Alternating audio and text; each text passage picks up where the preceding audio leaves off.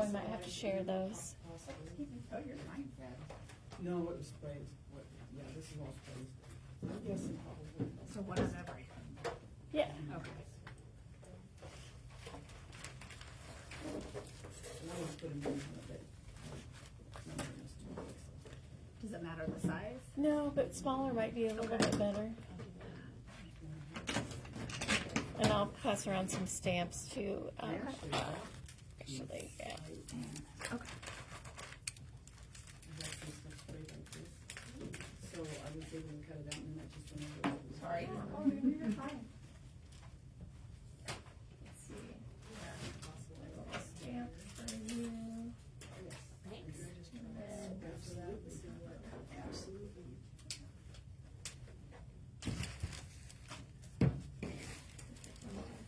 Absolutely. We're not going to do a ton of the stamps, but just a little bit. Okay. For you. Thank you.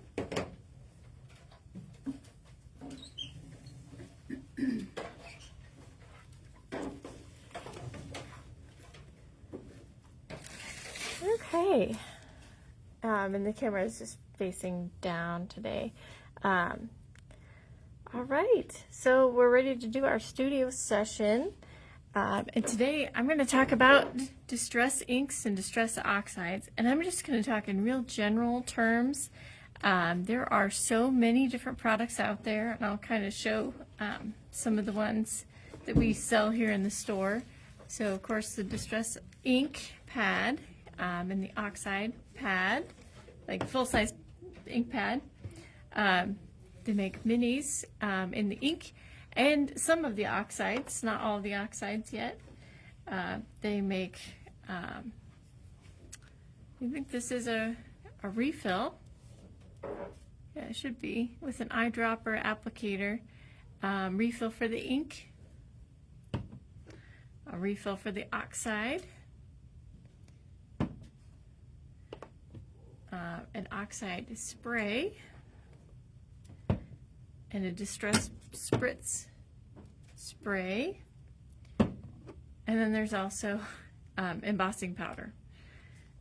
And that might not be everything. Those were the things that I could think of.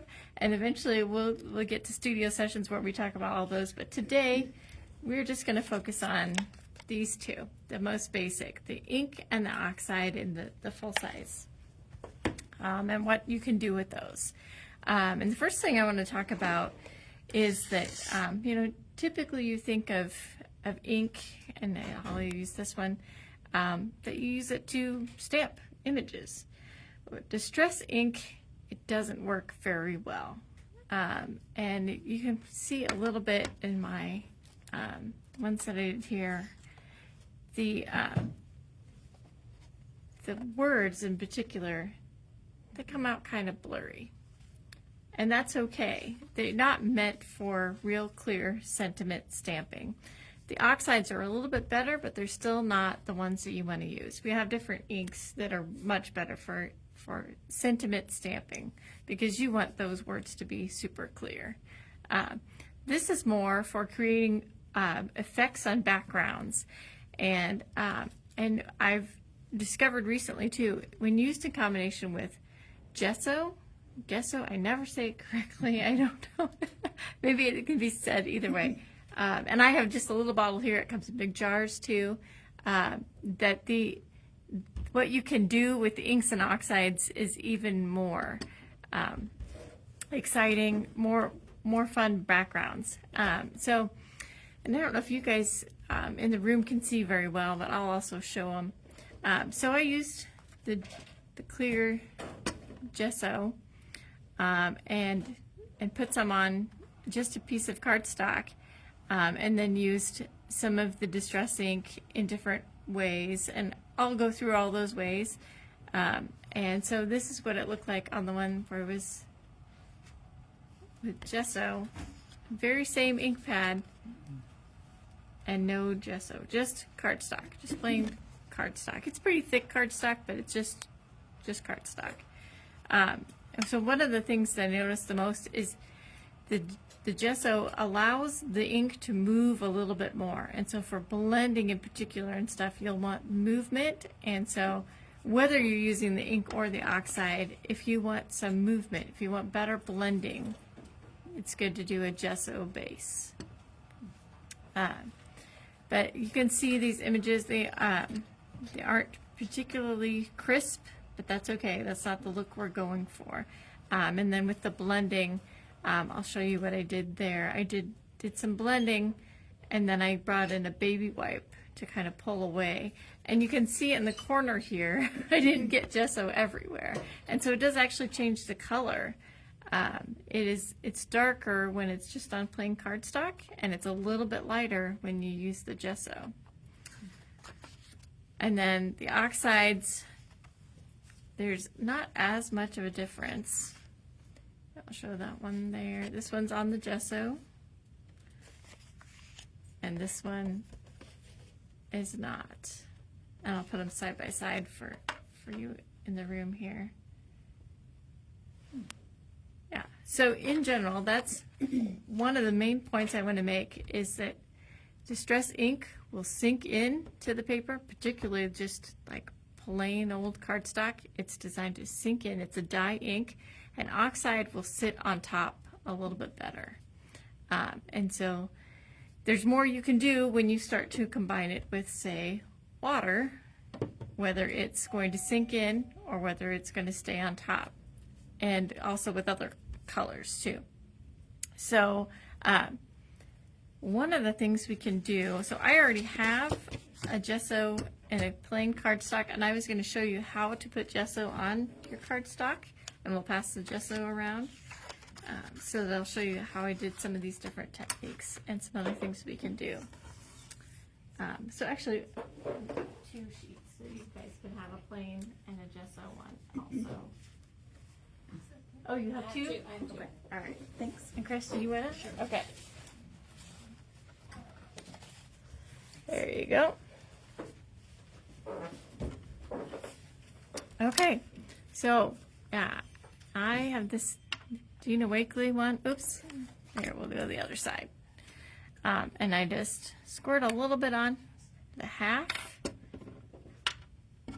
And then I just kind of spread it around with this little spreader. And I just do a real thin layer.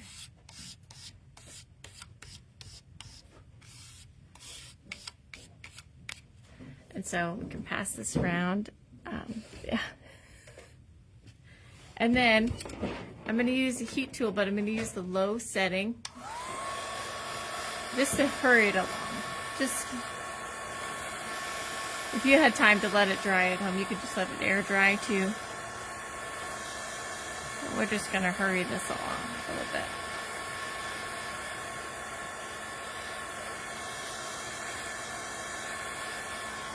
So I'll let you guys use the heat tool when you're ready. Hopefully it'll stretch all the way over there. And I'll just set mine aside to air dry.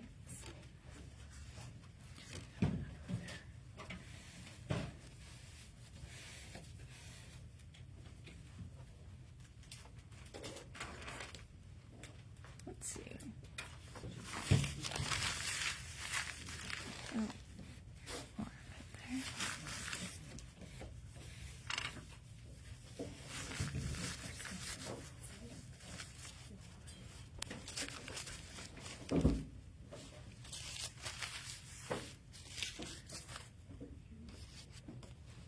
Okay, and then while you guys are doing that, yeah, and you can use that. Yep, you can use that. Yep.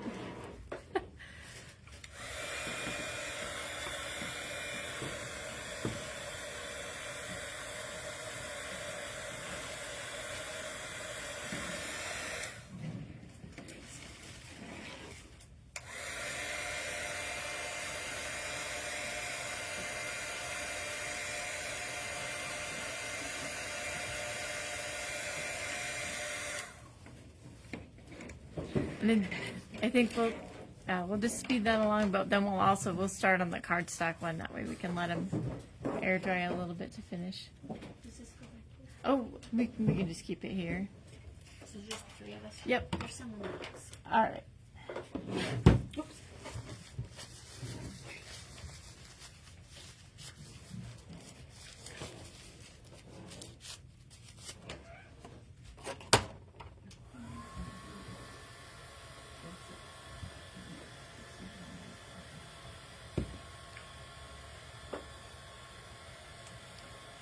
Oh, and then you guys will need an ink color. So yeah, help yourself to one of the inks. I have the small ones too. You can pick any color you want. And if those inks, because some of them are a few years old, like decades, maybe even, but this Distress Refresher can be used, and it'll bring them back to life, even if they're 20 years old. Some of these I'd had were several years old and had dried out, and I think the smaller ones tend to dry out a little faster, but I did this, and they are good as new. So, yeah. All right, so in the Distress ink, yeah, we'll start here. How about pine needles? But yes, if any of you need this, if you notice that it's too dry. Okay, and then what I'm using today are these little foam little things that can fit on your finger. You can also use makeup brushes. You can also use, I'll have one over here. Yeah, for my oxides, I have these cute little where it just velcros on, and you can get all sorts of those. But I like these better than the little brushes. I don't even have a little brush on me right now. A lot of people can make brushes work. For me, bristles go astray, and nothing makes me more upset than a stray streak in something. So I prefer to use foam anytime that I'm. And so you can just go into your ink pad, and I just ink up my foam or my makeup brush, and we're just going to go in the corner and just kind of, and you can go lighter and darker, and just gives you this nice background color.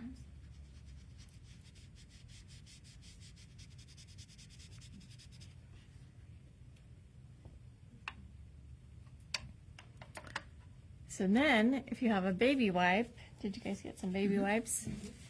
You can use a baby wipe too, and it will actually help it blend out even more, which I didn't know about this technique for the longest time, and I always thought, oh, I still have kind of an edge, but you can blend it out even more, and it's a lighter color, but it reacts with that water and will help blend it even more.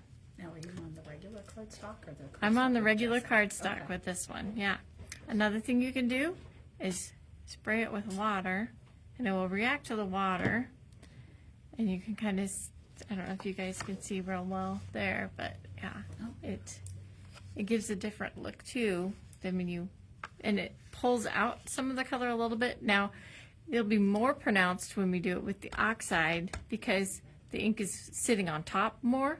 So it's going to react with the water more, but there is some water reaction here too, which kind of helps with that color.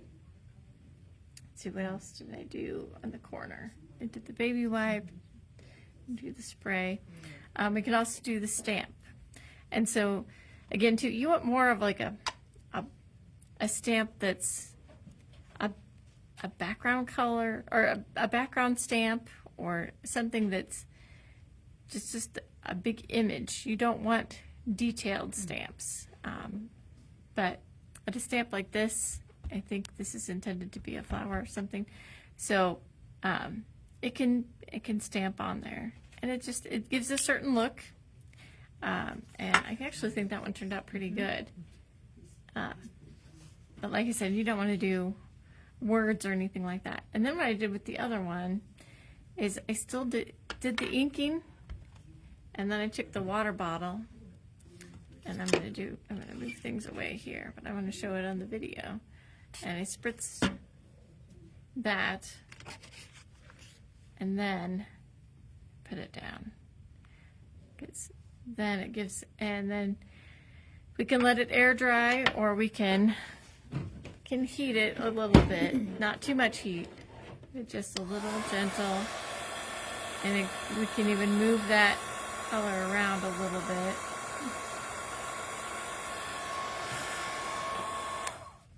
But those completely different looks, right?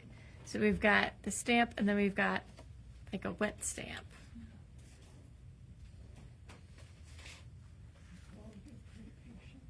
Let's see what else we could do.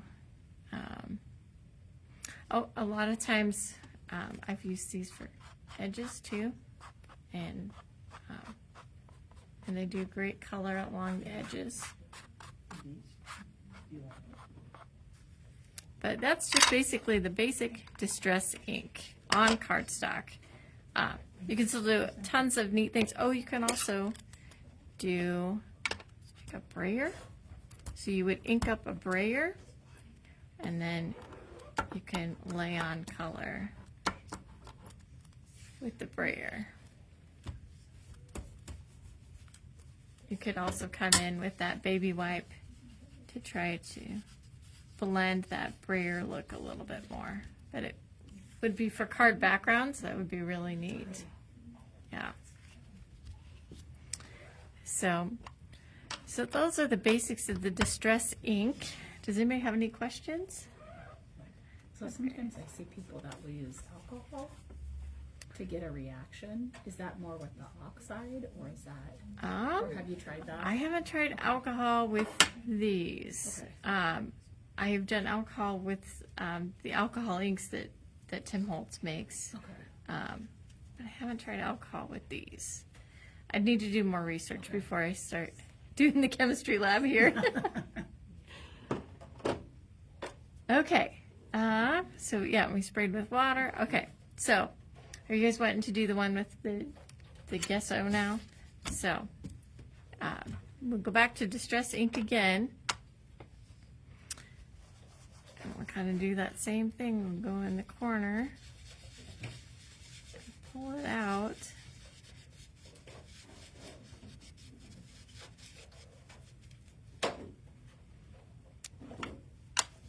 And let's see, we did a baby wipe, and yeah, and oh, immediately you can see it picks up the color so much more because it's sitting on that gesso instead of sitting on just paper and sinking in. So, and you can see where I didn't get the gesso in the corners there, but that could be a really cool look too. You could do a stencil, gesso over the stencil, and then you could ink blend and pull up with your baby wipe. Yeah, so back to the stamp.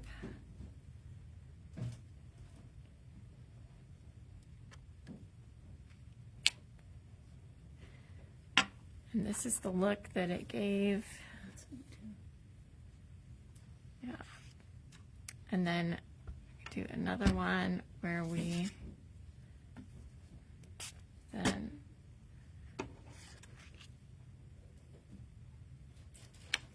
oh, that was really juicy, but you could do multiples and just make it art, you know. And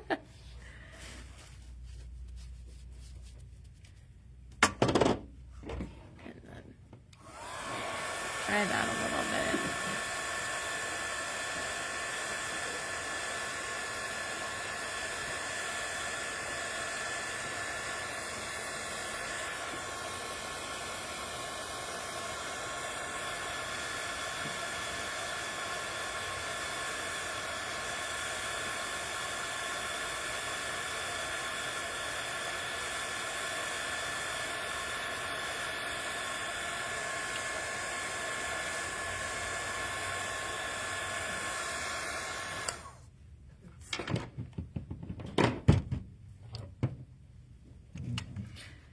So now more options with your distress inks, because, and sometimes, you know, well, you guys can see my colors here too, that I don't have the same distress inks as oxides. And some people do, they have all of both, and we certainly encourage that here. But this is kind of a hack where if you still want it to be able to float on top a little bit more, be a little bit more fluid, to be able to work with it and do more of the cool techniques, this is your secret weapon, this clear gesso. So, yeah. I'm not in the screen, am I? No, it's pointing down here. So, yeah. And then, let's see, I have the one where I've gessoed here. And we can switch to some oxide. And we can go in the corner again. Now, oxide is going to sit on top of just regular paper too, but it's certainly going to sit on top of gesso. And you'll notice it has just a bolder look, a more chalky finish. It's totally different from the ink. And when we want to blend it with the baby wipe, And what is the baby wipe? It just help you to blend it. yep, it's just pulling it up and blending. Yeah. Hi.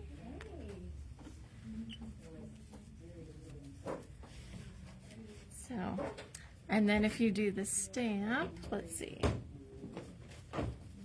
Make sure that's clean. Do a stamp. And it's a lot more crisp. And then if we do the, good enough there, really juicy, where, yeah, you can even have a stamp that you, if you just want some blobs, you can get that really cool mottled look. And do you always do gesso or just for certain looks? Just for certain looks, because when we had the cardstock only, there were, well, and especially this one, I thought there were some neat looks to it, Yeah. but the gesso really helps it to flow a lot more. And was that image more clear because it was the oxide, or did the gesso have something to do with that? I think it had to do with the oxide, because if you look, let's see, here are the gessoed, one's ink and one's oxide. That's a totally different look. Yeah, there's so much flexibility with these. So, Very interesting. yeah. But yeah, basically, and then the takeaway is, if you're trying to do sentiment stamps, these aren't the inks for you. They work for nearly everything else, for all kinds of artistic looks. But when you need a sentiment stamp, these are not the greatest. You can use the oxide. I wouldn't ever use the distress ink for a sentiment. So, yeah, and there's much more we can do, but I think for today, we will let you guys play. And if online, if you guys have any questions, I'm going to review the comments. And we sell distress oxides and inks in the store, and this cute clear gesso. Let me know if you have any questions. Thanks for watching.